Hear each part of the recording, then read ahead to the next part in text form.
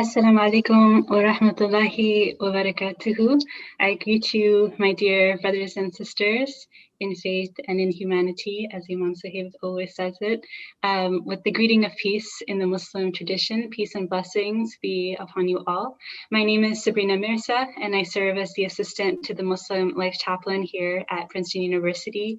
And I want to really warmly welcome you all to this program on behalf of the Muslim Life Program, which is coming together with the Hindu Life Program and hosting this really special, intimate conversation between Hindu chaplain Vineet Chander and Muslim chaplain Sohaib Sultan. I want to thank Vineet and the Hindu Life Chaplain for inviting us to co-host this, and I want to thank the co-sponsoring student organizations, the MSA, Muslim Student Association, and the PHS, the Hindu Student Group. As I mentioned, this program is bringing together the Hindu Life Program and the Muslim Life Program, and these are both religious programs that are operating out of the Office of Religious Life at Princeton University. The Hindu Life Program is the first in the nation dedicated to Hindu practice on university campus.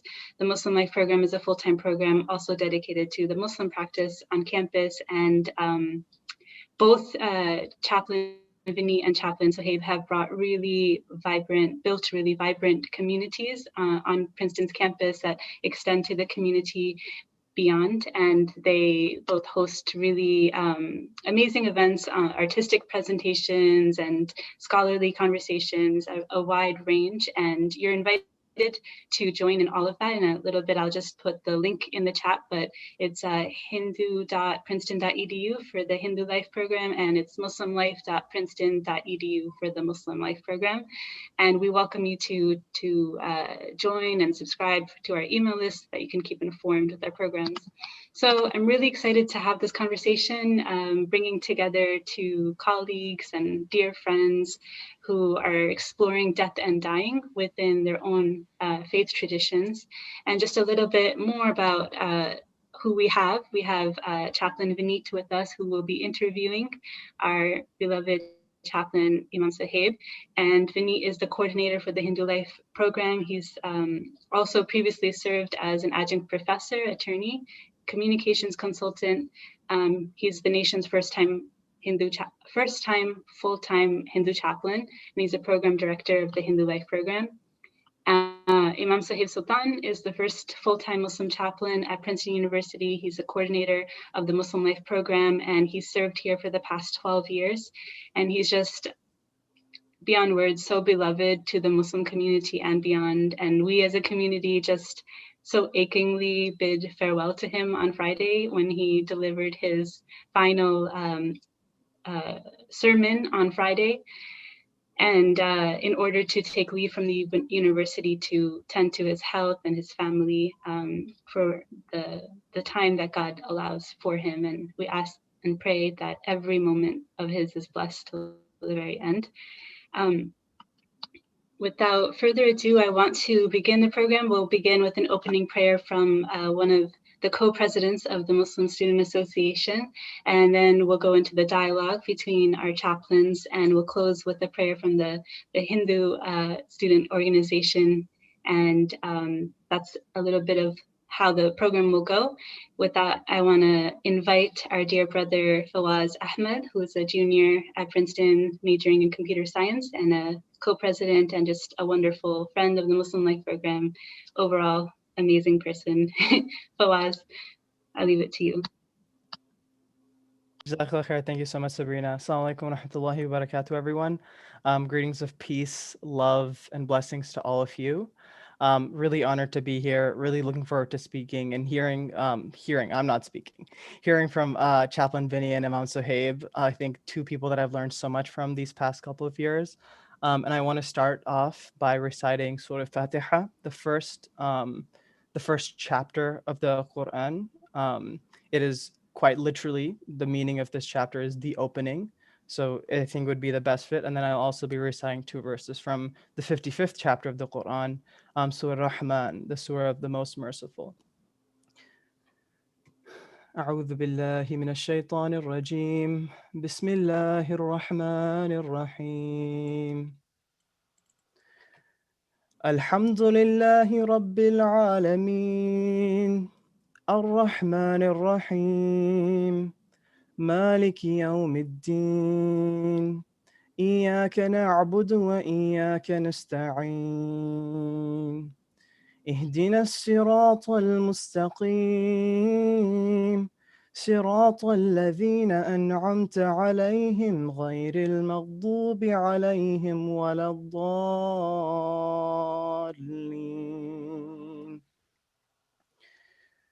In the name of God, the Lord of mercy, the giver of mercy. Praise belongs to God, master of the worlds, the Lord of mercy, the giver of mercy, the master of the day of judgment. It is you alone we worship, and it is you alone that we ask for help. Guide us to the straight path, the path of those that you have blessed, not of those who incur your anger or of those that have gone astray. Bismillahir Rahmanir Rahim. كل من عليها فان ويبقى وجه ربك ذو الجلال والإكرام. These are the verses of Surah Ar-Rahman. Everyone on earth perishes. The only thing that remains is the face of your Lord, full of majesty, bestowing honor. Sadaqallahu al-Azim. And with that, I'll turn it over to our wonderful chaplains.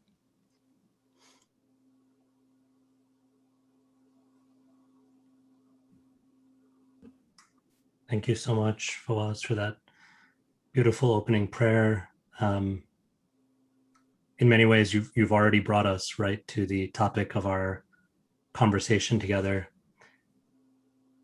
Before I ask the first question of my dear brother, Imam Sohaib Sultan, I just want to take another moment to, I won't be able to express it actually, but let me at least try to put into words that which no words can do justice to, as far as the kind of gratitude that I'm feeling in my heart right now.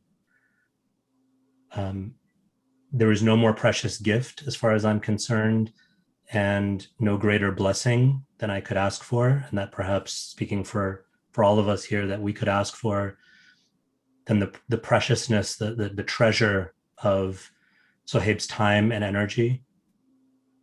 I want to especially thank his family, his beloved partner Arshi and little Radia, and the whole family for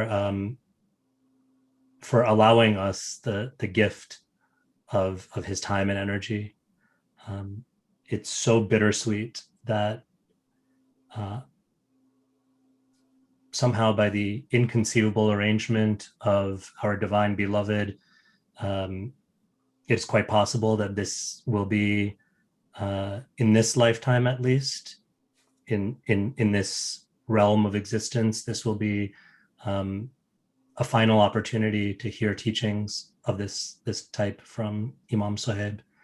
And I'm just so grateful for that. So thank you so much, my brother. I love you.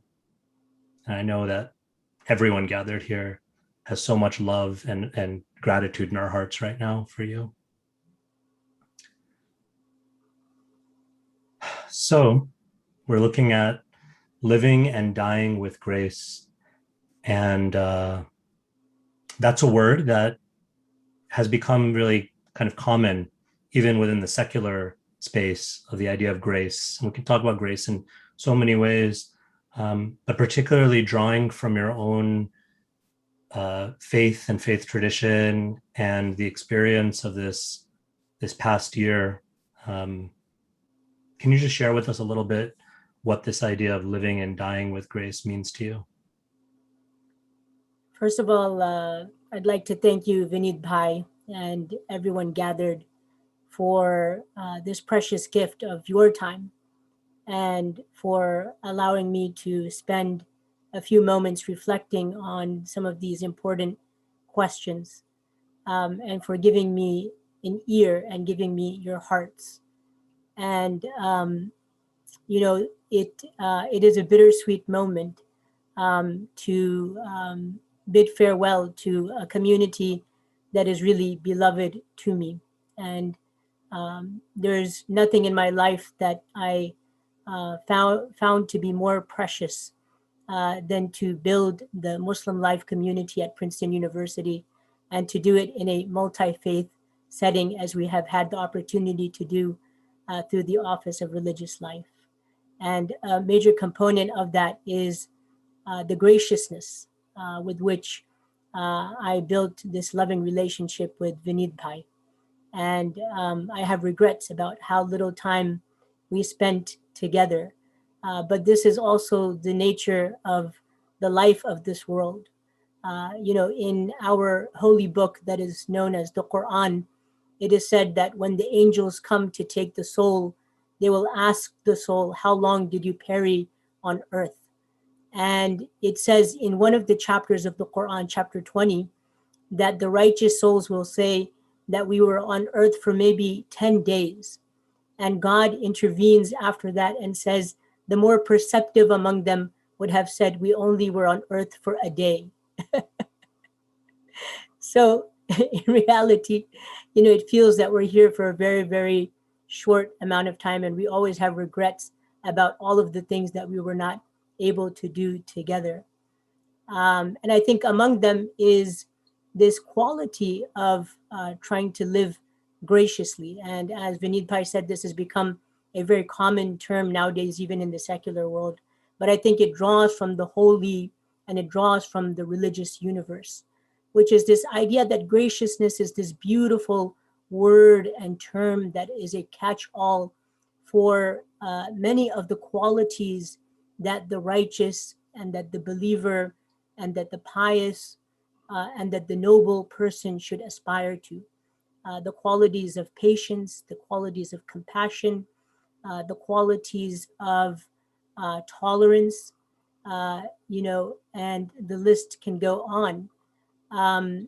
But I think what I have found is that living with graciousness, when one is healthy and strong and in full control of their capacities, or at least thinks that they are in full control of their capacities, is much easier because there's a type of coherence there and a type of comfort there that one is allowed to be present with.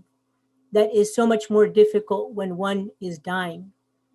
Because when one is dying, one loses their sense of control, their sense of dignity, their sense of direction, their sense of strength, and you feel that you are totally dependent rather than the veil of independence, which is the veil that is often veiling us and making us believe that we are the strong man, whereas in reality, we're always the faqir, as it is said in Sufi poetry. And even in the Quran, it says, Wallahu ghaniyu wa antumul fuqara, that God is the one who is rich and you are the poor, right? So that's the reality. But when God gives us strength, we have this sense that we are strong and maybe God is poor, but then when we become weak, that veil is lifted and there's the reality that is shown to us, which is that we are in fact very, very weak beings. The Quran says that we have made the human being in a state of da'ifa, in a state of weakness. And that's the reality. So when you become ill, when you become sick, when you are dying, you start to see this reality. Being gracious, meaning being patient, being compassionate, being kind, in this state, I have found is particularly difficult because you're under a lot of medication. You are, your sense of dignity is being stripped away, and so therefore, showing graciousness in this state is much more difficult. But that's the higher test I have found, and this is where the hard work of the heart work, right? This is where the hard work of the heart work is really, propelling me and pushing me forward. That how strong is that spiritual heart that you've developed? not that physical heart that God gave you as a gift for a very long time. But now that your physical heart is weak, what is the strength of your spiritual heart? You know, and that's the question that I'm confronted with as a dying man. And it's a difficult question. There's days where I cry. There's days where I weep because it's so difficult to you know it's so difficult to bear witness to this unveiled reality of who I truly am. But then there's other days where I feel I feel so blessed that God has given me an opportunity to go through this journey of trying to strengthen my spiritual heart, so that I may come to God's door, as a person who is in a state of what we say qalbun salim, in a state of a peaceful and submissive heart, rather than in a state of an arrogant and rebellious heart. And so that's my hope, that before God takes my soul, I will have achieved this qalbun salim, this peaceful and submissive heart. So that's what graciousness is for me. So beautiful. Thank you. I'm reminded of something. We've spoken about this before privately, but I wonder if maybe we can go a little bit deeper in this gathering as well. But I'm reminded of this idea that very much resonates with my own Hindu tradition of grace as being a matter of receiving gifts. You spoke about the gift of the spiritual heart and the gift of even the physical heart and the body, seeing this life of however many days, weeks, months, or years as a gift that we receive, not as anything that we accomplish or that we even deserve or are entitled to. In Sanskrit, there's a phrase or a word which is sometimes translated as grace, and the word is prashad. I think in a previous conversation, Sohaib, you might have mentioned a similar word, and I'm not sure if I'm pronouncing this correctly, but rahmat. Right. So maybe there's some similarity there. The idea with prashad is that it's grace that is given, and that our efforts are to receive that grace. Our efforts are not to demand it. It's not to command it. It's not to deserve it or earn it, but simply to receive it. And those on the call, perhaps, who are familiar with or from a Hindu tradition, they may know that prashad often evokes for us, in the physical sense, some sanctified food, because when we go to like a worship service or a temple, part of the ritual is receiving this sanctified food as a symbolic representation of this. So that's also called prashad. And I think it's a really powerful lesson, because when we go to receive that prashad, we go like this, with our palms open. And it so much reminds me of what you just spoke about going before God as a beggar, as a fakir, that this is my actual position. I dress it up in so many ways, but my real position is before you, I'm just like a beggar. And the other wonderful lesson we learned from this giving of prashad is, when we receive it, according to the tradition, we receive whatever is given to us. So we may prefer one kind of fruit over another. Often in Hindu temples, you're given just a simple fruit as a symbolic, offering. But it's not for us to dictate the terms. It's not that, I want an apple, but I don't want an orange, or, I prefer bananas, but coconut is terrible. It's whatever is given. That's not our, it is not for us to dictate the terms. It's for us to trust that whatever is meant to be given to us in that moment, that's what will be given to us. And that resonates so much with what I'm hearing you describe as this consciousness with which you're approaching this, this very difficult and trying time of transition. Yeah. Vineet Bhai, everything you said can be said, uh, just the same from the Islamic spiritual perspective and tradition. And this is one of the reasons I always love being in conversation with you, because I'm like, there's another shared tradition right there. And, as you said, one of the words we can think of for grace in the Arabic Islamic cosmology is rahma or rahmat. And what's really interesting is that, Fawaz, may God preserve him, when he recited those opening lines of the chapter of the opening chapter, he translated it in a particular way, which is a good translation. But this is a contentious translation, as are all of our translations. We know when we translate anything from one language to another, it's always contentious. And the one translation that I actually like quite a bit is the one that is found in the translation of the Quran translated by Muhammad Asad, in which he translates that opening line as Bismillahir Rahmanir Rahim, being in the name of God, the most gracious, the dispenser of grace. So Ar-Rahman is the state of God as being the most gracious. And then Ar-Rahim, and you can just, you can even hear it in your ears that those two words are related and they both come from Rahmat. That Ar-Rahim is the act of dispensing that grace. And just as you said, God, dispenses his grace as he wishes. And God, being the most wise teacher, dispenses whatever grace God chooses to dispense in whoever's life he chooses to dispense it in, based on what that person needs in order to arrive at God's doorsteps with this qalbun salim, with this submissive, pure heart that we were talking about.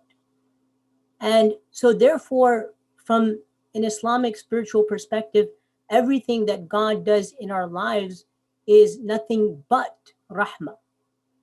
And so our health and our wealth and our strength is rahmah, but so is our illness, and so is our poverty, and so is our moments of great weakness, that this is also rahmat.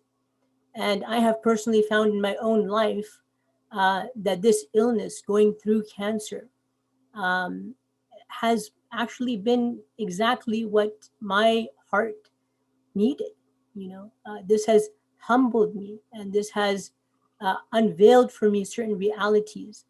And cancer has cured for me certain internal spiritual ailments that I have struggled with for too long, as it destroys my physical body and being.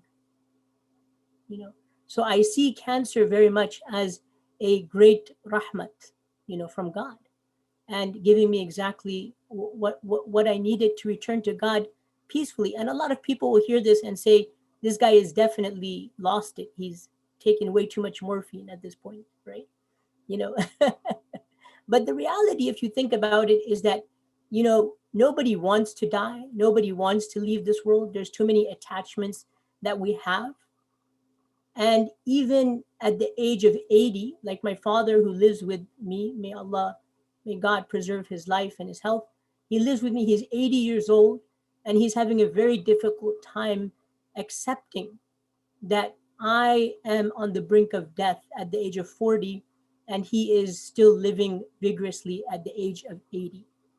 And at the age of 80, he doesn't want to go anywhere other than stay here and continue doing what he's doing and loving who he loves and loving what he does best. So we never want to leave. Whether you're 40 or 80 or 120, you never want to leave. But at some point, you have to leave. This is the way that God has decreed the way the world to be. And there's a lot of rahmat in that as well, for oneself as well as for other people. Because it's not good for all of us to be around forever, that's for sure.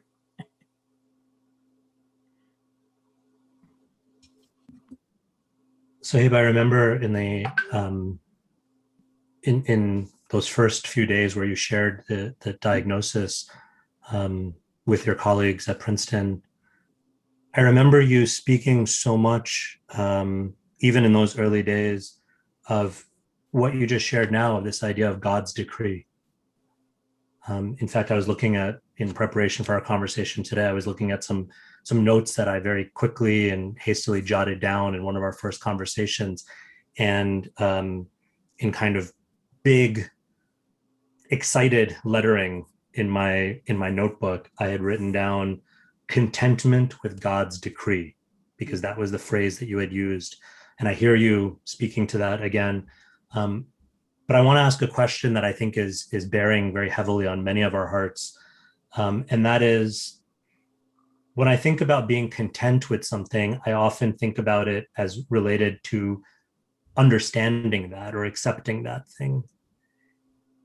And it's much harder for me to think about contentment with something that I just can't understand. And so when you describe, for instance, your 80-year-old father, I can't even imagine what he's going through, but I can also, there's something that's very compelling about that, because it from his point of view, perhaps it makes no sense. It's not something that he can wrap his mind around. It's not something that he can understand. But when you speak about contentment with God's will, it seems like you're not talking about understanding in an intellectual way God's plan. It seems like you're speaking about something deeper, something different. So can you help us to better understand, when you speak about that idea of contentment, what is it that you're speaking of? Yeah, I think you're absolutely right. This is not an intellectual contentment as if I've completely figured out God's divine plan and the wisdom behind the wisdom and the reality behind the reality. It's not that, because I think that from our earthly physical perspective, we actually don't have a proper view into what God's ultimate plan is for us and for the world. And in fact, there's one of the most epic stories that is told, and one of the most contentious stories that is told in the Quran is recited every Friday as a spiritual practice, which is chapter number 18, in which the prophet Moses meets a teacher by the name of Khidr. And, he asks this teacher that, may I accompany you on a journey and learn from you? And the teacher says to him, you won't be able to patiently bear with me what it is that I do, because whatever I do will be too confounding for you to experience. And Moses begs him and he says, but please just, give me a chance. And it's a long story that I can't, fully recollect here because of time. But what's interesting is that there's these three things that his teacher Khidr does, which Moses totally objects to and says, how could you do such a thing? Because from a physical, worldly perspective, it just seems totally wrong and unjust. And every single time Khidr says, didn't I tell you, you won't be able to bear patiently with me? Until after the third time, he says, okay, this is, when Moses objects a third time, he says, okay, now is the separation between you and me. But before we separate, let me explain to you why I did these three things.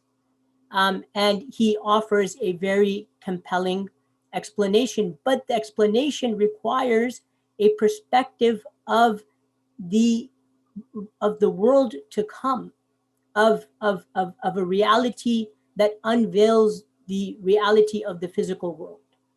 And without a knowledge of that reality, everything that happened from the worldly perspective doesn't make any sense.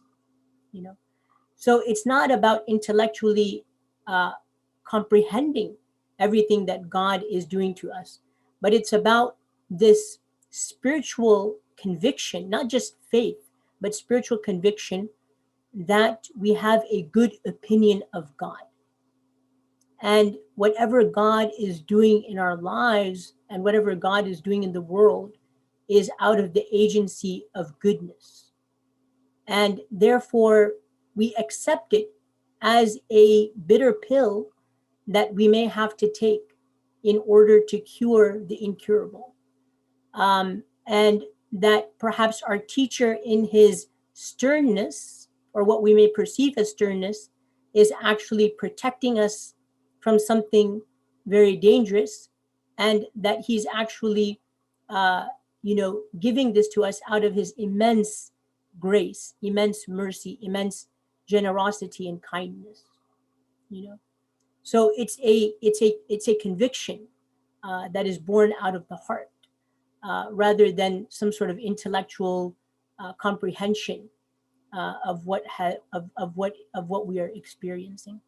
And for me personally, when I look at it from that perspective, it has been very comforting, and it has allowed me to go on this very difficult journey of illness and pain and suffering, and having to experience the sadness of saying goodbyes to my loved ones, especially my beloved daughter and wife and parents. But also, I think embedded within that is, this faith that we have as Muslims, that the song of separation is a painful song, but it's one that eventually is turns toward happiness, because there is this eternal reunion that is joyous, and that will make the experience of separation in this world feel like only that of the blink of an eye. And so I think that's an important component of being at peace with God's decree and being content with God's decree. I love that that idea of love and separation. In my own tradition, within the larger Hindu tradition, my own lineage is a devotional lineage, and a part of that sort of devotional theology, and this is quite esoteric, and so it's not everyone won't be able to really kind of like get into this. I grant, but there is actually a principle that it is in that separation, that longing, that we experience greater union with the divine, because in that longing, the love intensifies. And so some of the greatest poets, saints, and mystics, they may have been profound scholars and intellectually quite capable. And at the same time, their most powerful writing sometimes is this deeply emotional, almost, reading it externally, it almost seems like this person was like tortured, because they're just longing.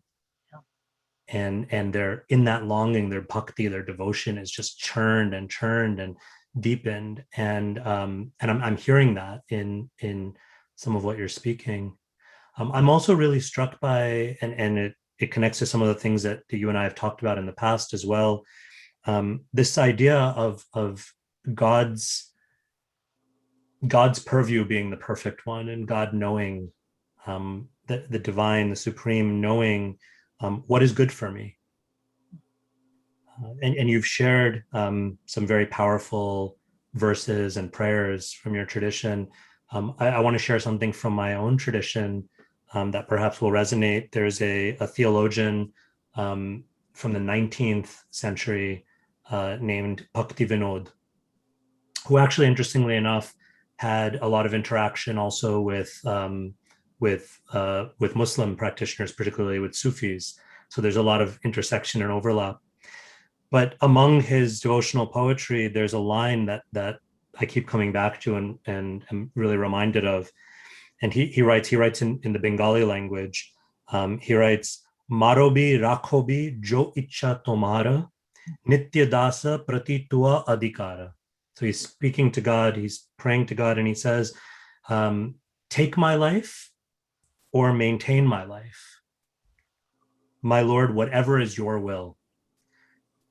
For I am your servant eternally, and you have every claim and right over me." In Sanskrit, this word, or in Indian language, this word adhikar, it kind of denotes this idea of when you have a claim over something or someone.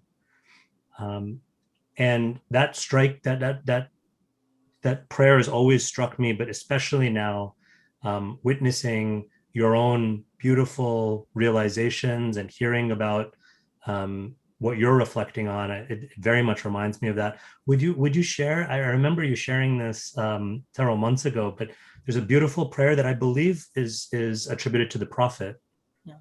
That perhaps expresses something very similar. Very similar. And in fact, the Prophet Muhammad, peace and blessings be upon him, made this prayer every day. And he said, "Oh God, grant me life for as long as it is good for me, and grant me death when it is good for me."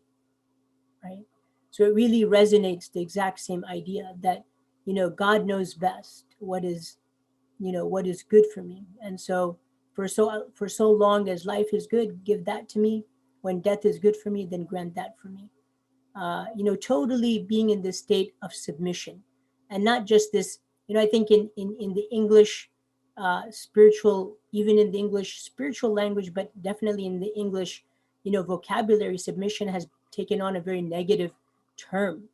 But in Islam, submission is at the heart of what love is all about. Because once one knows who God is, then there's no type of submission other than loving submission, right? This submission that one turns to out of love, knowing that the one I'm submitting to knows what is truly best for me and will do what is in my best interest, And so it comes out of it comes out of a deep sense of knowledge as to who one is submitting to, and this is both a theological knowledge as well as a spiritual knowledge. And in the Sufi poetry tradition, there's also, in Qawwali, there's these songs that are very similar, in which it says, to God, throw me this way, throw me that way, throw me in there, throw me into the ground, whatever you do, it's all good. Like basically saying, I'm yours, and my responsibility is to say aslamtu. Aslamtu means I accept, and if I accept, then I'm going to see the wisdom and the truth behind it all. But if I reject and if I rebel and I say no, I don't want to do this, right, then I'm not going to be able to experience that love and that joy and that beautiful lessons that come out of the experience. And it's just like that wise parent that is trying to push their child toward an act that the child does not want to do because they're too scared, or they're too attached to their own desires or their own egos, and they're like, no, I don't want to do it. But the parent is like, just try this once. This is like the best dish you'll ever experience in your life, just try it once, and I think there's a lot of metaphors like that, So beautiful. I love that, and it's sparking so the idea of throw me this way, throw me that way. We have very similar prayers. Particularly, there was one mystic saint by the name of Chaitanya who prays in this way. He says, "Ashasya vapadaritam pinashtumam marmahata karotiva." What does he say? Yatatata va vidadata lampato mat prananata stusa eva napraha.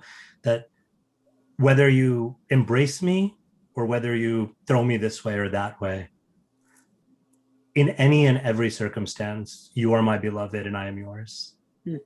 So there was, I can only imagine at that time, and this prayer, I believe, goes back to the 15th or 16th century in India, where there was quite a confluence of these kinds of spiritual mystics and masters sharing this love and these realizations of love with one another. So beautiful. Thank you for reminding us of that. I want to switch gears a little bit, and I want to ask you about the idea of letting go. We've subtitled this event Muslim and Hindu reflections on letting go. Mm. And I realized that for some folks, even the term, even the idea of letting go and talking about it seems to imply something we don't want to think about. It seems to imply for some folks a sense of resignation or giving up, maybe even apathy or indifference or callousness, like we just don't care anymore, just let it all go. So when you think about at this time, especially letting go, you're a husband, you're a father, you're a child to your parents, you're a sibling, you're a teacher and a mentor and a friend to so many. There's such meaningful relationships. You've done such amazing, pioneering, relevant work through the Muslim Life Program and so many other endeavors that you've done. How can you talk about letting these things go? Yeah. You're absolutely right. I think the first and most important thing is understanding what we mean by, letting it go, right? And I think there can be some serious misunderstandings here. And in fact, this phrase, as you all know, has become so common now because of the Disney movie, right? Let it go, and I remember, when this song became popular, I was very hesitant to have my daughter listen to it because it has so many wrongful implications, right? What does it mean to just let it all go? Are we letting our sense of morality go? Are we letting our sense of ethical direction go? Are we just going to do whatever we want, regardless of what people say? There's so many potentially negative implications to this idea of, letting it go. And so I think, we have to really come to terms with what we mean by this. Because it's a very powerful phrase, and yet it's a very dangerous phrase. For me personally, it's about this idea of,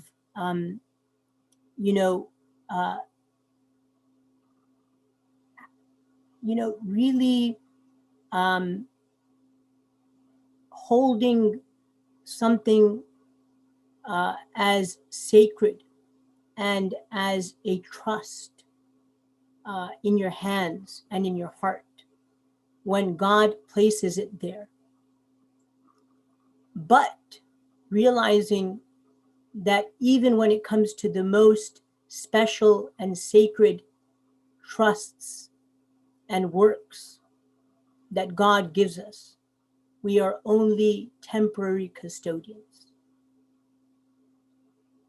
And there is nothing permanent about anything that God has given us in terms of the trusts that he has bestowed us with. Right? And so therefore, letting it go means that we need to know when the time has come to say to something that I have tried my best to nurture you, to love you, to develop you. But now God is calling you to be entrusted in someone else's hands. And this is no longer something that is going to be in the domain of your affairs. And this sense of non-attachment, even to our most sacred trust, even to those things that we consider to be most special in our lives, I think is a very painful,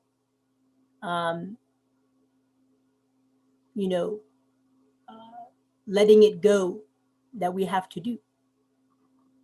But at some point we have to do it, and if we're not willing to go down that path of letting these things go when the time is right, then that is an indication to us that we are not holding on to these sacred trusts with our heart, but rather we're holding on to these sacred trusts with our egos. And then that's a further indication to us that we don't actually have a very healthy relationship with these things at all. Because if we're holding on to these things with our egos rather than with our hearts, then we might ultimately do it more harm than good, you know. And this is why we end up seeing people staying in leadership positions for way too long. And this is sometimes why we see overly zealous, control freak parents trying to dictate every move of their children for way too long. And the list of examples, you know, go on and on and on, you know. And sometimes it's really hard because we are fully convinced that we have so much more to offer, you know. And so it goes back to our previous conversation of having this trusting and good opinion of God, that when God says to us, no, you know, your obligations are over, to accept that rather than to be like, no, but I have all of these things left to do. And for me personally, the greatest struggle right now has been undoubtedly accepting that God is saying to me that your 3.5-year-old daughter, the sacred trust that you have of raising her in this world, is now soon coming to an end.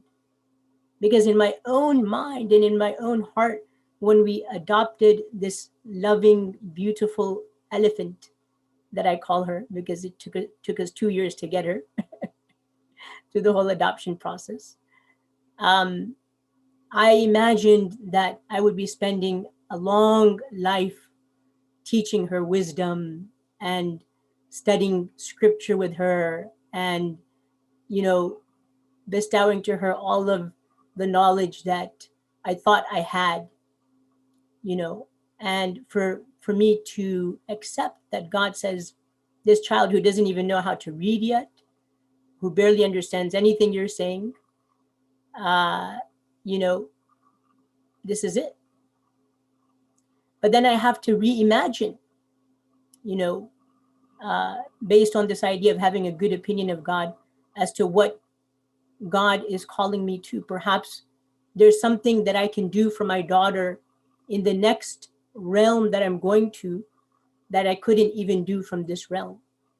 And I don't know what the next realm is exactly going to look like. You know, people would come to the Prophet and they would say, tell us about the soul, tell us about the ruh.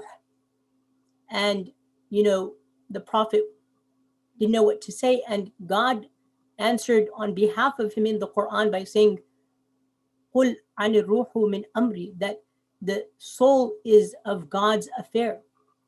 وَمَا أُوتِيتُ مِنَ الْعِلْمِ إِلَّا قَلِيلًا, and we have very little knowledge about it. So we actually don't know, you know, where this soul is going and exactly what its capacity is going to be beyond this physical world. But I have faith that perhaps there's something that I can do from the next realm for my daughter that I can't even do from this realm. I don't believe that God is actually calling me to a total separation between myself and my daughter, but actually calling me to a greater duty and to a more sacred trust that I can fulfill from the next realm that I can't even fulfill from this realm. I hope that's true, but I trust that whatever it is, it's going to be good based on my theology of God, you know. So that's where I stand, you know, with this issue of letting it go, is just understanding that even to the most sacred works, we are temporary custodians. And, you know, just a few days ago, less than a week ago, you know, I had to make that call where, you know, I was talking to my palliative care team, which is, for those of you who don't know what that is, it's basically your end of life pain management care team. And just really, you know, being like, you know, struggling with this question of how do I give time to my family and how do I give time to my work? And this doctor who I love so much, she's really, really wise, and not just a doctor of the body, but I think a doctor of the mind and soul. I really appreciate her. You know, she said, you know, do you feel like you're trying to play ball on both sides of the court, and you're just not able to do it anymore. And I said, wow, that's exactly it, you know. And a few hours later, I'm on the phone with Sabrina. She can testify, in total tears, you know, just crying it out and saying, you know, I can't do it anymore. You know, I can't, you know, I can't, you know, I can no longer, you know, fool myself into thinking that I'm able to give my community what they need, and my soul what it needs, and my family what it needs. You know, I can't do that anymore. And then having to say, okay, you know, I accept that it's time to let it go. Yeah. And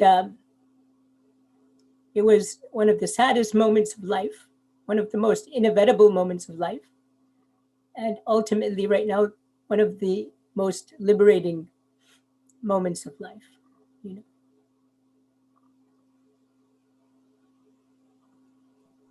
And Vineet, by when you came to visit me just a few days earlier, even then I didn't know that when we would be talking today that this is where you know, where I would be at. I thought I would still be, you know, part of the team and looking at the rebranding of the ORL and all of those things. But, you know, it came time for me to say, I need to, the time is near, and I need to arrive at God's doorstep with qalbun salim. That's the most important thing right now. And if I don't do that, I'll regret it, you know. Sohaib, you're so wonderfully modeling this idea of letting go of the notion that we are the controllers, that we are the doers, that we are the only caretakers. And in your letting go of that, and you're demonstrating, you're modeling, and your courageous sharing of that process, your transparency in that process, please know your work continues. It continues to bear fruit. It continues to impact. It will continue to impact. As our dear sister Teresa is saying in the chat room or in the chat box, you will always be a part of the team. And it reminds me of something that you shared with me in that blessed meeting that we had under the tree, where you were appearing like a radiant sage to me. And you said, I won't be able to do it justice. I want you to share it with us. But you talked about how when we go with nothing except 4 things. That there are these 4 things that we can, in some respects, take with us. And if it's okay, would you share that with us now? Yeah. And so, in fact, it's a tradition from the Prophet Muhammad, peace and blessings be upon him, where he says, you know, to his companions at one of the funerals that they're at, he says that, you know, when you go to your graves, everything that you've ever worked for will leave you behind, except for 3 things. And the first is continuous charity that people benefit from. So, for example, setting up an orphanage or a school or something that people benefit from way past your lifetime. Your soul will continue to receive its glad tidings and its blessings. And the second is the production of knowledge. So any knowledge that you leave behind that people benefit from, religious knowledge, what we would call secular knowledge, but I wouldn't really call it secular. I would call it sacred knowledge that people benefit from. And thirdly, children who pray for you after you've gone, you know, whether those children are your own biological children or just the next generation that you've worked hard for. And many of you know, my wife and I went through this long journey of infertility. And that's one of the most special parts of our life story. And eventually we ended up adopting in a very gifted and beautiful way our beautiful daughter, Radia. But I hope that all of the alumni of Princeton University and of Trinity College and Wesleyan University who benefited even just a little bit from me, will pray for me when I'm in my grave. And that will be one of the things that will be something that my soul receives as a glad tiding.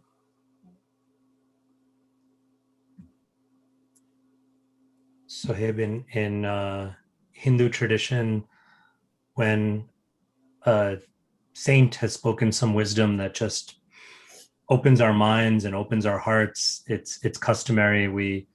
There's this practice of you exclaim, "Sadhu, sadhu, sadhu." So today I'd like to say, "Sadhu, sadhu, sadhu," everything you're speaking, and it will definitely be so. Your legacy continues in so many ways. You leave so many blessed children and family and siblings, spiritual siblings who are trying in our own small ways to pay it forward from that wonderful example that you've set and the ways that you continue to inspire us. This will live on. As we near the end of this conversation, necessarily, because we want to also honor your time, I want to ask you a little bit about the living part.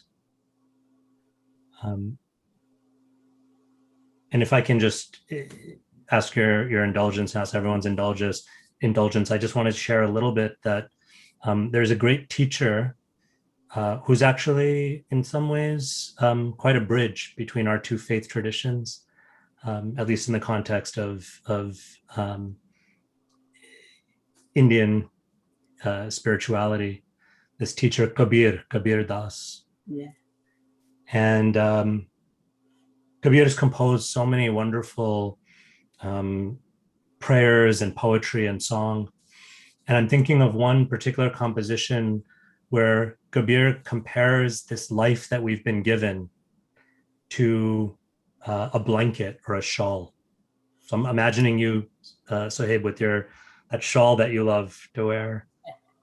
So Kabir says that this life that we've been given is like this shawl, and it was made by the divine weaver. It took 9 months to be stitched together, he says, and it's made with the threads of the various elements. This shawl, he says, when we're born into this world, this shawl is like it's pristine and clean. But day by day, we forget about it. We take it for granted, and we allow the dirt of this material world to soil it and stain it. But then Kabir says, but I take this shawl that I've been given, and I go to the person who dyes cloth, and he dyes it in the bright, beautiful red color. He dyes it in the color of my beloved. Sometimes people say that he dyes it in many, many colors, all the colors that represent Kabir's divine beloved. And Kabir says, I wrap myself in this cloth of the names of God.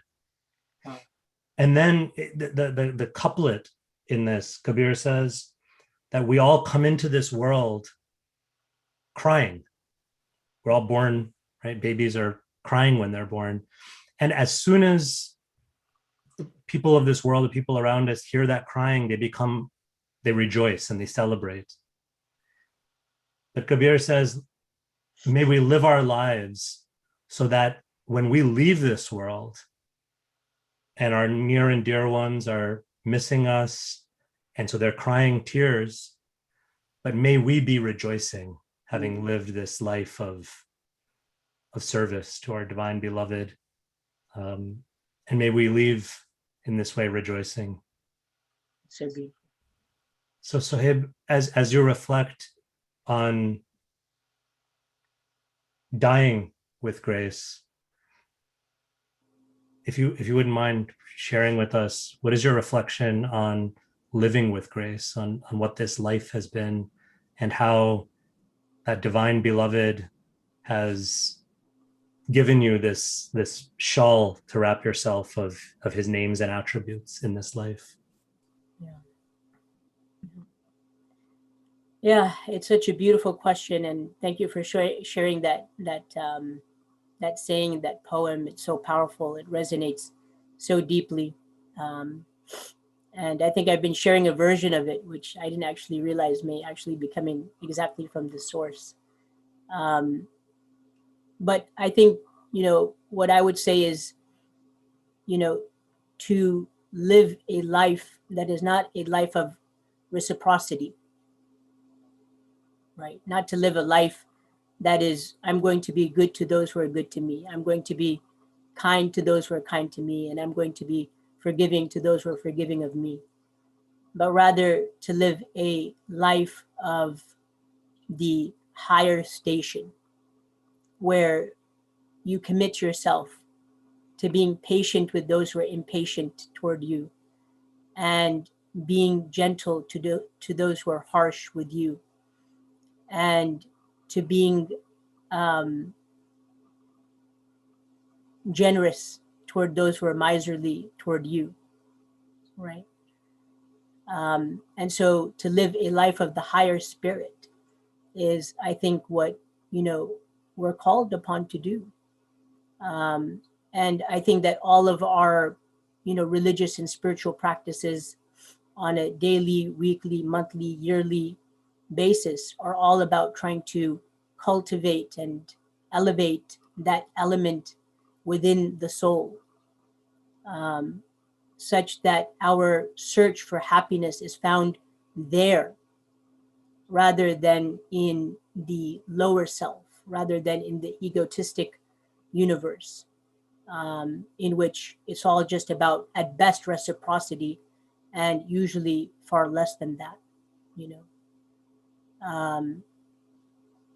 And so I love, for example, the spiritual discipline that is upon us in just a few weeks as Muslims, the month of Ramadan, where we fast, right? Because in fasting, we learn the spiritual art of transcending reciprocity, and we learn the spiritual art of actually embracing the universe of the higher self,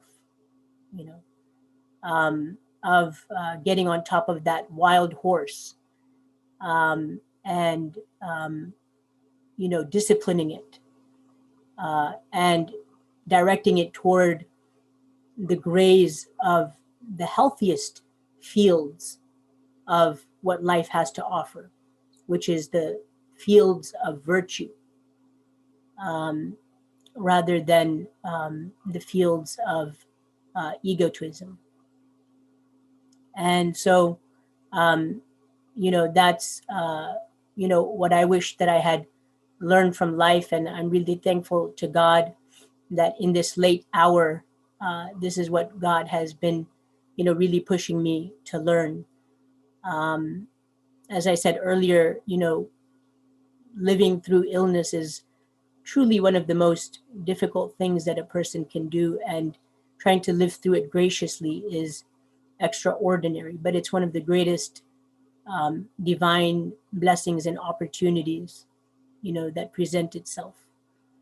And I think a lot of it is about what we said just a moment ago, which is this idea of learning how to let it go, and knowing that God is the one who is truly in control. And what I mean by that is that God is constantly trying to unveil his beautiful names to us every single moment of our wakeful, every single state of our wakefulness, you know. Um, and what I mean by that is that if we're constantly searching for God and for the names of God, then what we'll find is that God is constantly trying to show us the signs, but the signs are not only going to be grasped intellectually, they're going to be grasped through the ears, through the eyes, through the heart, through the hands, through the feet. And we have to open up all of these avenues. We have to open up all of these avenues of listening to God's signs in order to be able to comprehend the signs of God. And that happens through invocation. That happens through what we call in our Islamic spiritual tradition, zikr. This idea of chanting out the invocations and the names and the praises of God, you know. And the more that we do that, we open up the ears of the heart, the ears of the ears, the ears of the tongue, the ears of the mind and the hands and the feet, and so on and so forth. You know, I think in this entire affair, one of the things that somebody said to me that impacted me the most was that when I first got my diagnosis, you know, I said to myself, who's going to take care of my family? Because I still had this veil, dark veil, that I was the one who was commissioned by God to take care of my family, right? And a wise person reminded me that when my daughter was found on one of the cribs in a marketplace in the middle of Karachi, Pakistan, as an orphaned and abandoned child. She was found at a crib that is surrounded by wild dogs and cats and flies. And someone found her, and someone took her to this orphanage that is known as Easy Foundation. And from there, someone contacted us and put her in our arms. And the same one who did that act of loving mercy is the same one who, in fact, has all along been in control of taking care of the ones who I thought I was commissioned to take care of, but who in reality are being taken care of by the one. And therefore, you know, living graciously in the world is knowing that every single moment of our lives is actually, you know, an unveiling of not only divine destiny, but divine names. And if we discover the divine names and we embrace ourselves with the cloak of the divine names, you know, as Vineet Bhai was saying in that poem, then that's where illumination happens. That's where true education of the mind and heart happens. That is where the soul actually is allowed to go into the higher realms of what it truly means to be human being beyond, you know, the world of identity politics. You know, and so that's what I've learned in this short life. And you know, I don't know how much longer I have, just as you don't know how much longer you have. So I'm just trying to make every single day count, and now make every single breath count.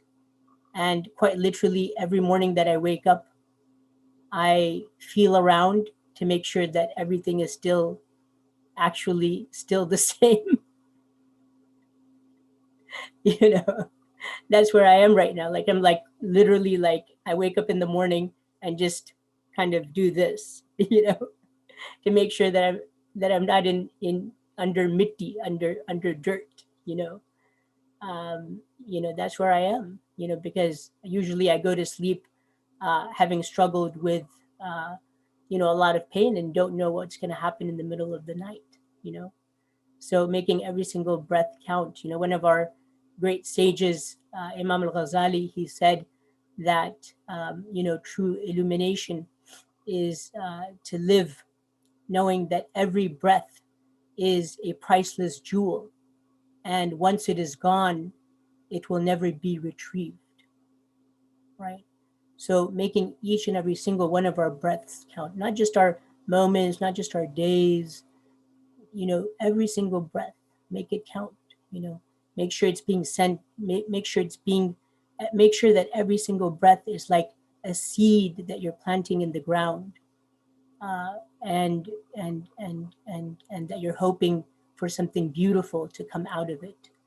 And the good news is that God has made so many wonderful opportunities, for us to plant these seeds of virtue and goodness. Like everything that we do is literally in the realm of goodness. Almost everything that we do is in the realm of goodness, but doing it sincerely for the sake of God, doing it sincerely for the pleasure of God, and doing it sincerely for what is right, and not for the sake of people calling you a strong man or a person of virtue and all of these false titles. Doing it sincerely, that is where the hard work of the heart work, calls us to. My brother, thank you so much. Your friendship and inspiration, colleagueship, powerful example have just been indescribable gifts. And as we close, and this will perhaps be the final question, as we close, I want to just speak a little bit candidly that we are both situated in traditions that have many really beautiful intertwined episodes of history, and that also have a very complicated history together, a complicated history of tension, of hurt and of violence. For better and for worse, we inherit our histories and we carry them with us. And I think especially with that in mind, I'm just feeling so grateful that God saw fit to bring us together as friends, as brothers, as members of the entering cohort of 2008 is when we started at Princeton together. That's right. So we've gotten to celebrate some milestones together as well. And all the more significant given this historical dynamic of our two traditions. And so in closing, I want to ask you if it's okay, and if you feel like you can do this at this time, if you can close us out as far as a conversation with a blessing or a prayer or a benediction, both for all people and all beings, but particularly in light of these complicated histories and our two communities, perhaps a prayer or benediction that we can offer to future generations within our two beloved and blessed communities. Yeah, absolutely. Let me try my best to bring my heart into this very blessed invitation. And, as I do so, one thing that I want to mention, which I haven't quite had the opportunity, but I do want to say this very sincerely, is that, the Muslim life community at Princeton University that people are now in this moment so generously and kindly praising, would not have been built without a really great woman who was not behind me, but rather besides me. And that is, my wife, Arshi. And, many of you know her, and I pray that she has a long life and a lot left to give back to this community. And I know she holds, this place holds a very special place in her heart. And so I hope that, well past my time, whenever you all get to see her, you'll remember me through her and honor her and love her and cherish her and welcome her, into this space as you always have. And I just wanted to say that. And I think this extends into the prayer that, too often our violence and our egregious aggression against each other has taken the form of violent ideological and physical oppression against the women of our community in particular. And so I began my prayer by invoking the One, the God, the Master, the Holy One, the merciful, the gracious, the dispenser of grace, the generous, the kind, the all-loving One, asking you, begging you, knocking on your door,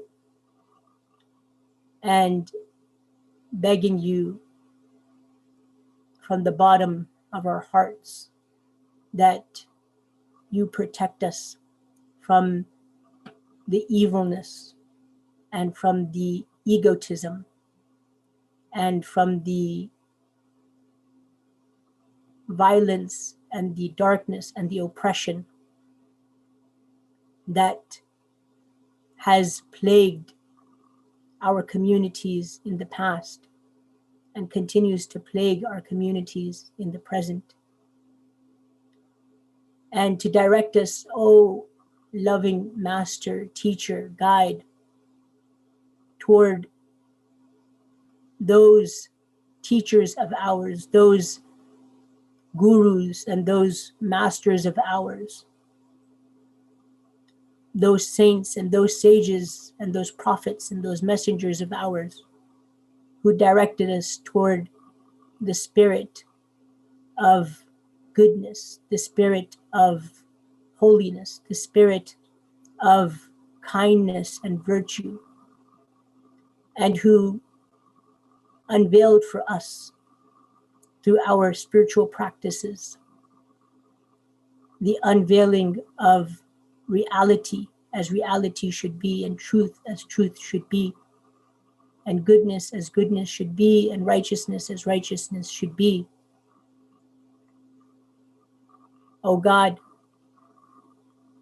guide us in this moment that is upon us, a moment of darkness for humanity, a moment of great injustice and wickedness and oppression that humanity faces from the ways in which we engage in race wars and poverty and homelessness. Oh God, protect us from that. Oh God, protect us from that. Oh God, protect us from that. Remove us from that and show us the better way. Show us the way of peace. Show us the way of tolerance. Show us the way of good character. Show us the way of the hard work of heart work.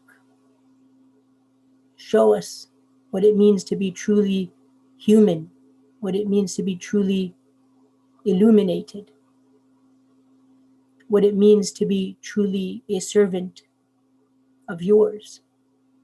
Make us Ibadur Rahman, servants of the most merciful and gracious one. O God, guide us in every moment, every breath, every day, every hour, every week and every month and every year of our lives. For when you guide us, then we are successful. And when you leave us astray, then we have no one to guide us. O God, leave us to our own affairs, not even for the blink of an eye, but rather guide us in every moment and every affair. Open up for us the ears and the eyes of our entire spiritual beings, so that we may see you and we may hear you whenever you inspire and reveal unto us your signs, whether those signs are out in the horizons or those signs are deep within ourselves, or those signs are in the skies, or whether those signs are in the oceans, or whether those signs are in the books and in the scriptures, or whether those signs are in the teachers and the sages. Wherever the signs may exist, O God, O loving one, open up our eyes and our ears, the physical ones and the spiritual ones, so that we may comprehend what you are saying to us, so that we may see and hear what you are saying to us, so that we may be people who possess true knowledge, knowledge that is of benefit, knowledge that is of benefit, knowledge that allows us to grow, to develop, to be nurtured, and to be nurturing. Oh God, show us the way. Show us the way. Show us the way. We need you.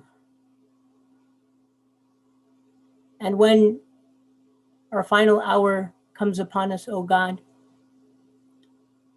then let us be among those who have let it all go, our attachments, our egos, our darknesses, our temptations,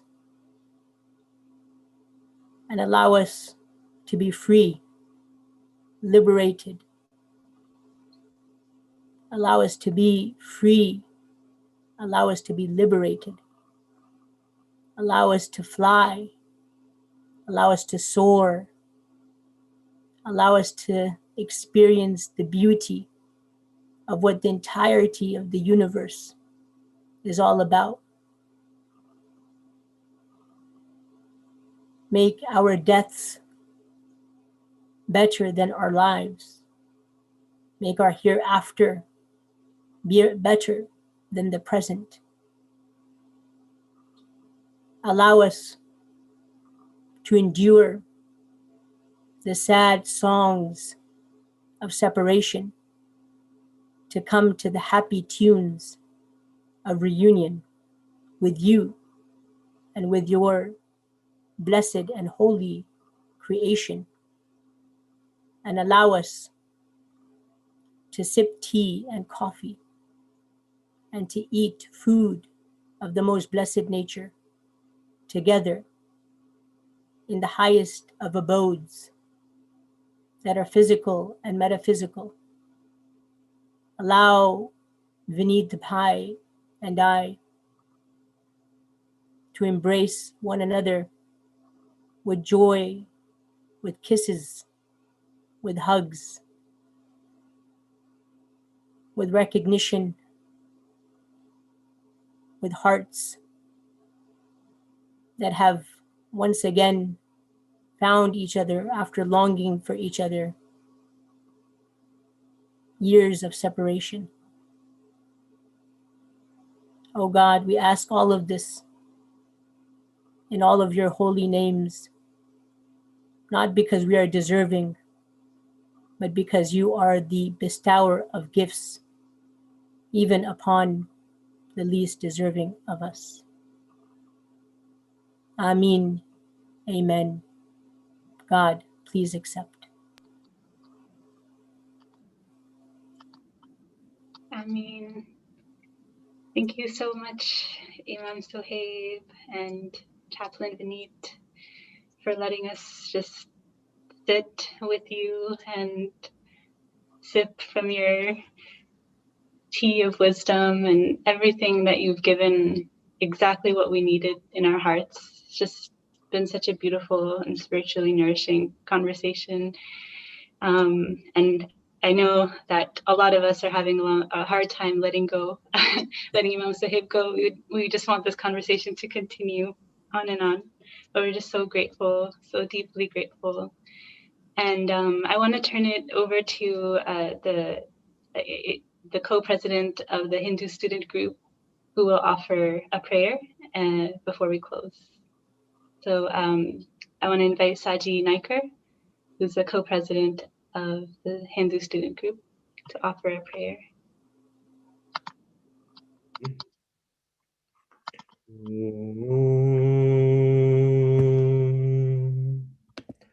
कायेन वाचा मनसेन्द्रियैर्वा बुद्ध्यात्मना वा प्रकृते स्वभावात् करोमि यद्यत् सकलं परस्मै नारायणायेति समर्पयामि ॐ शान्ति शान्ति शान्तिः.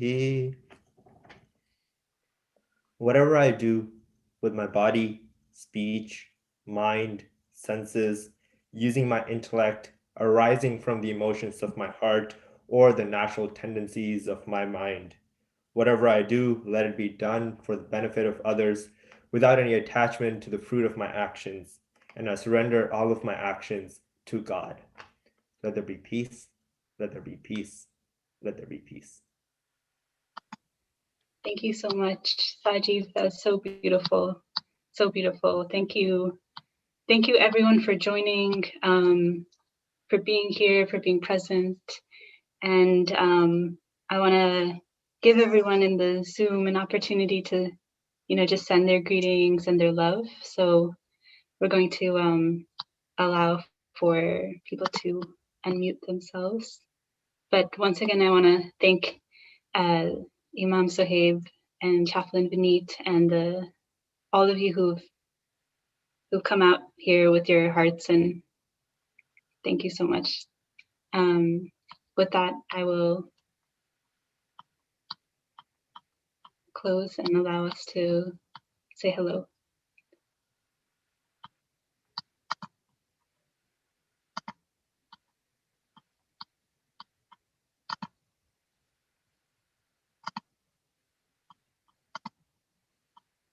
Thank you again, my dear brother Sohaib, sending you so much love and gratitude. I don't have the words, but we love you so much and we're so grateful for you, and you are such a blessing in our lives. Thank you. Thank you, Vineet Bhai. This was one of the greatest gifts of life. Thank you both. Lots of love. I don't know if we're supposed to talk, but so I want that to be said. Yeah.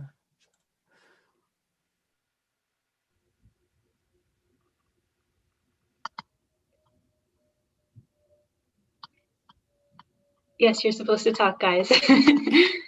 Or we can just sit here and just, I guess it's always hard over Zoom, but I too wanted to chime in and say thank you so much. I think that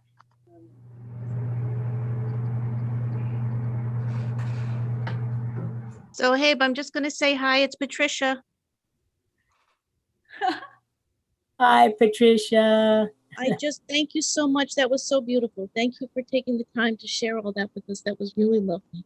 Oh, just love you so much, Patricia. Miss you. Love you too. And don't worry, we will always welcome Arshi and Radhia. We hope that they always come back to visit. Don't worry about that. They will. And Radhia is going to steal more of your paper. Okay. Well, I'll be looking forward to it. Thank you so much. I'm going to stop talking now to give other people a turn. But thank you. Thank you, Sohaib. Thank you, Patricia. Imam Sohaib, this is Manav. Manav. And thank you. I had the unique blessing of being at Princeton when you started your beautiful, beautiful work there alongside Vineet Bhaiya. And what you shared with us at the start of your work and what you share with us now is soaked in such beautiful wisdom, devotion, universality, and true, true, true love. Thank you so much. And please let a spark of your radiant soul bless me and bless all of us here. Thank you. Thank you, Manav. It's so good to see you after all these years. You look even more beautiful than you were when you were in undergrad. Thank you.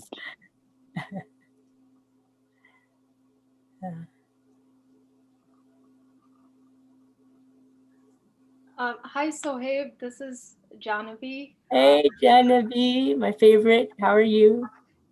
Good, good. Yeah, it's hard to know what to say, but I'm just really grateful. I'm grateful to see you. It's wonderful to see you after all these years. I remember many precious moments in our office together. Yeah, and I do as well, and a lot of bonding over samosas in Murray Dodge around Friday Jumma. Yeah, it's there's so much to hold on to. Undoubtedly, undoubtedly.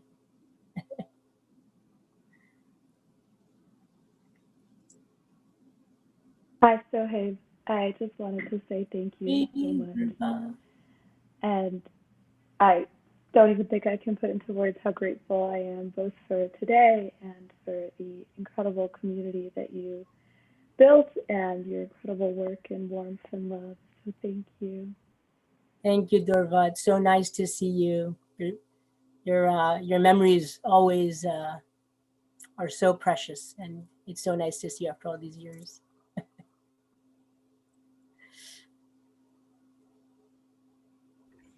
Hello, and first of all, thanks for the great talk from both Vineet and Sohaib. And hi, Sohaib, I really miss you. It's been a long time. Salam alaikum, Zara. Salam, salam. Yeah, we miss you so much. The COVID has pulled Yeah, us away from each other. It's been hard. That separation has been hard. exactly. And honestly, coming to Princeton and knowing you and your family and Muslim community at Princeton is one of the real factors that makes me proud of knowing people here. Like, you are one of the best, honestly, in my whole life. And it's so surprising for me to come here and come straight here and get to know about like you as great people here. And I'm so grateful. Like, I've been so lucky to know you, and you're gonna be always in our hearts forever. Like, and I also was talking to my mom, and she says she's gonna pray for you and like my whole family. And also I wanted to ask you, please pray for us. Like, I think you're so close to God, like, you're so intimate with God. So I just wanted to ask you about this. You're always in my prayers, and I love you so much, Zahra. And Thank you. We'll always be bonded together through our souls. Sure. Yeah. Really happy to see you. Yes, me too. Hi, Imam Sohaib. I'm Sinem, joining from Turkey. I didn't have a chance to meet you in person, but I heard a lot from Vineet, and I'm actually regretting that I didn't have a chance to meet you. But thanks for sharing. It was very precious. I'm very thankful to hear that. Thank you so much. Oh, thank you, Sinem. And it's so beautiful to hear your words, and my tears are with you, and they embrace your tears. And hopefully we'll have a chance in the next world to see each other and spend more time.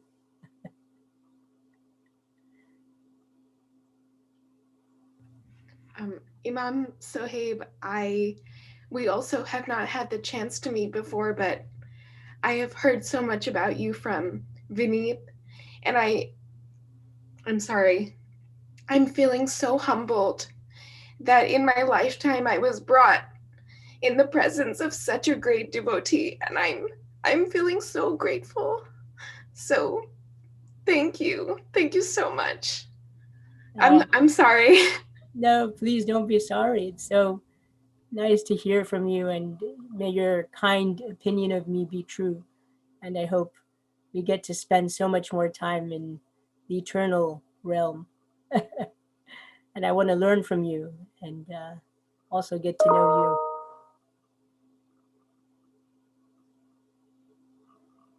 Salam Imam Sahib. Hey, Ariana. Wa alaikum salam. How are you? I'm good, alhamdulillah. Thank you for speaking today. And, I'm just really missing you. And yeah, over the years, I've, kind of reflected on like feeling really grateful of, being able to come to Princeton. And I feel like, God wrote in my plans for me to come to Princeton so that I could meet you and, be part of the Muslim Life program. And I'm so grateful for that. I don't think, I could have gotten this experience anywhere else. And I'm just so grateful to have you as my Imam.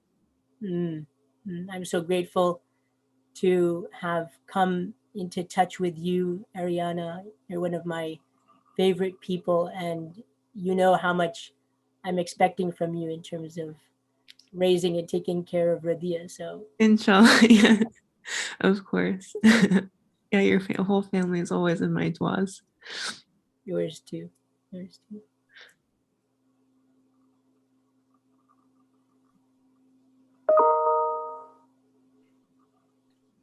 My dear friends, it's so difficult.